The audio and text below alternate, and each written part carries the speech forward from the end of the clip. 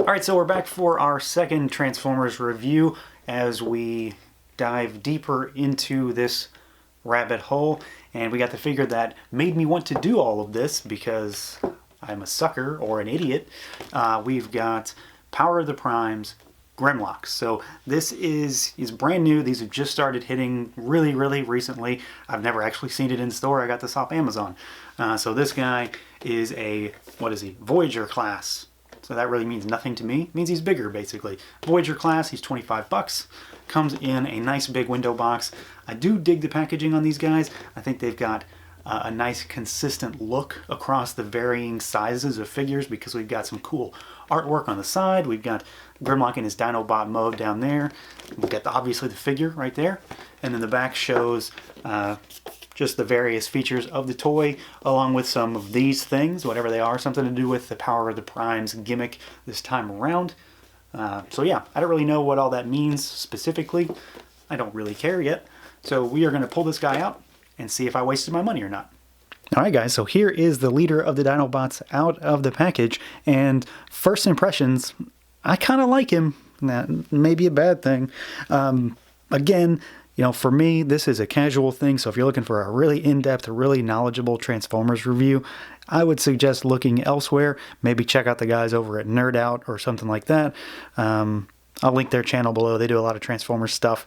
But for me, for a casual guy who's just kind of picking up what he thinks looks cool right now, until I inevitably drop a ton of money on Transformers, I do think he looks really cool. I do dig the overall kind of G1-ish aesthetic that we've got going here. And honestly, this Transformer kind of surprises me in terms of what they offer now.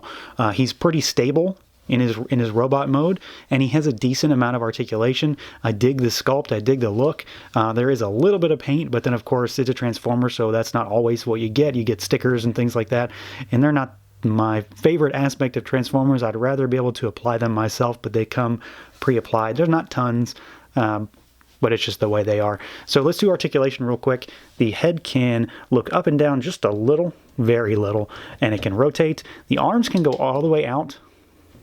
They're almost kind of act like wings, really, in the way they move. They are ratcheted, and then we do have a really large double-jointed elbow here. So it hinges at the bicep and then at the bottom of the elbow, basically, so you get a lot of movement, surprisingly so anyway. There's nothing at the wrist in terms of rotation or anything like that. He does have a waist twist. You've got to be careful to not start pulling him apart, though. I keep doing that. Legs can go all the way out. Like kind of a soft ratchet to go forward and back, but he'll start to hit his other parts if you go too far back. And then we do have a twist at the, I guess, the lower thigh, the upper knee, and then he's got a ratcheted knee joint. So honestly, he's got pretty decent articulation. I've been able to put him into a couple interesting, slightly dynamic poses. Not the greatest when it comes to posing Transformers, but I like it so far. I think it works rather well. Again, he is pretty stable, more so than I expected. And yeah, I don't have any real issues with his articulation. I mean, you can always ask for more, but at the end of the day, how much more can you really get out of a $25 Transformer? Now, as far as the sculpt on this guy goes, I don't really have anything to compare him to because I've honestly never had a GRIMLOCK before.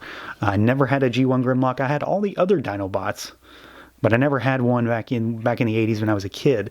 So I don't really have that one to compare against, and I don't think I've ever had one since. Not to mention the fact that none of them, I don't believe, have ever really gone back to the true G1 look. So if I'm talking like an idiot, feel free to let me know, but that's my understanding of GRIMLOCK in the Transformers pantheon in these days. But I do dig the look. I think in robot mode he looks really cool. We will look at Dinobot mode here shortly.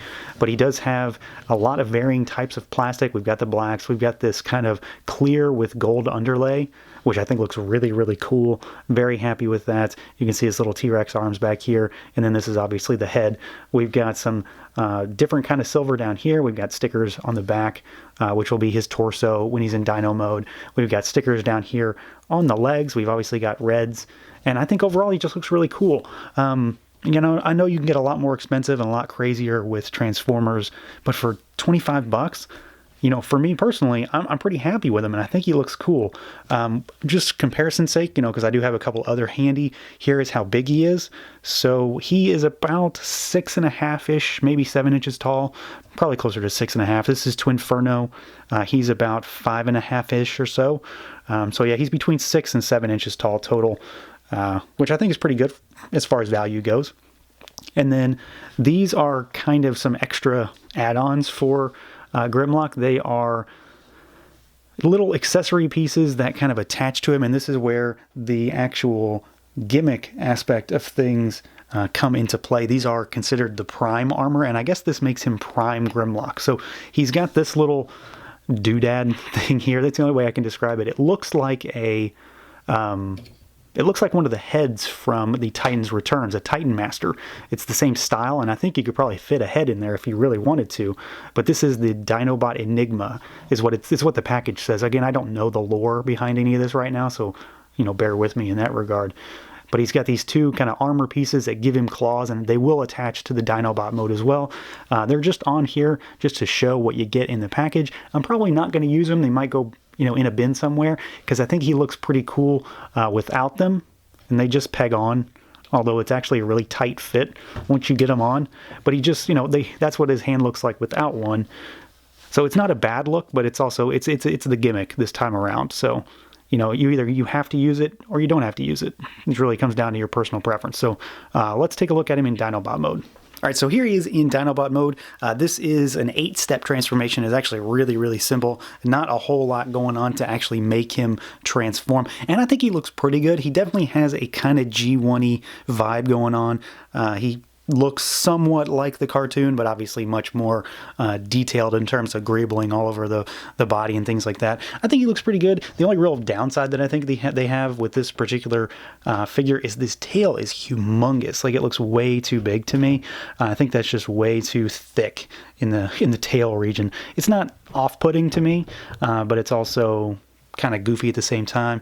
From the legs up, I think he does look pretty solid, and overall I'm pretty happy with him, although at the end of the day I actually prefer GRIMLOCK in his robot mode. That may be weird to some people, because I know kind of Dinobots were made to be in their dino mode. It's dinosaurs, but I always have loved the Dinobot in their robot mode, so I'm probably going to do GRIMLOCK in that for at least for the time being. But I think he does look pretty good here. But that said, I do have my preference. Now, he does, like I said before, have the armor pieces, and they go on the arms or the legs down here. And again, I think it's kind of goofy. It's in the same spot that it was when he's in robot mode. It's just for the sake of showing you where they go. So it's just additional claws, basically. So I think it looks even worse in this mode, which is why I'm definitely not going to use them here. But you do have the option if you were so inclined. So overall, I am, obviously, I mean, I've said it, I think I'm pretty happy with this guy. He's going to stay in robot mode for the time being, but I do like the overall look. I just wish that tail was somehow not as bulky when he's in Dinobot mode. That might put it over the top for me to want to have him in that mode instead. But I'm okay with having him in robot mode. I've always liked that particular GRIMLOCK look. Now, as for this particular wave of figures, all of the Dinobots actually become a different combiner in this situation, which I don't think has ever occurred before, to my knowledge. They combine to form Volcanicus, which I will be doing once I get the other Dinobots, and we'll do an overall look at them. But taken as a whole, just by himself, I think this is a solid GRIMLOCK. I think kids are going to love him. It may not be for the hardcore Transformer fans out there, but if you're casual about it, or if you're definitely a kid, I mean, a 10-year-old toy bro would have killed for this GRIMLOCK. For sure. There's no doubt about it. So I'm sure this is going to be a hit with kids, and I think overall it's pretty good. So that's going to do it for this look at the Power of the Primes GRIMLOCK figure from Hasbro. Feel free to like, comment, subscribe, and share, and until next time, guys.